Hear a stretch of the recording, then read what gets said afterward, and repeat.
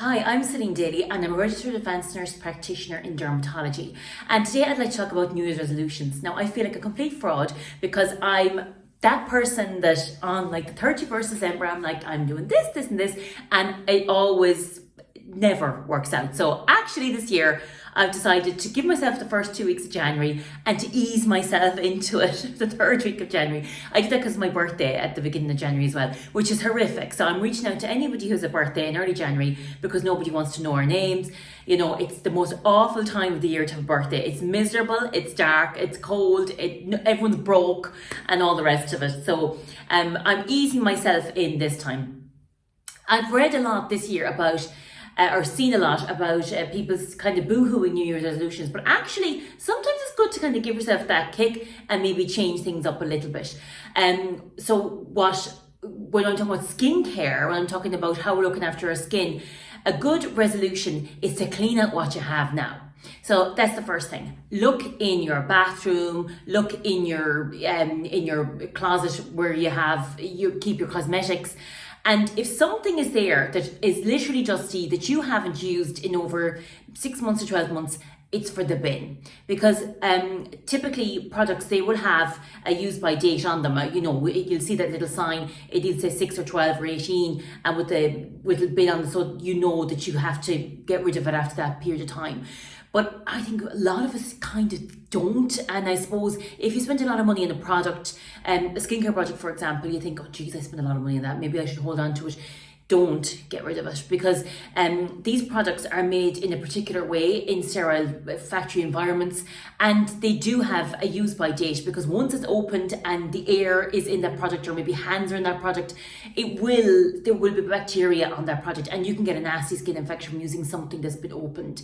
Also, just having the space, there's nothing worse than having a whole pile of clutter. And I know guilty is charged in this as well, but often if you look into anybody's shower, there's just products everywhere, and you can't use that amount of products. And the stuff you should actually be using isn't up front and center. So actually decluttering and clearing everything out and having just what you need.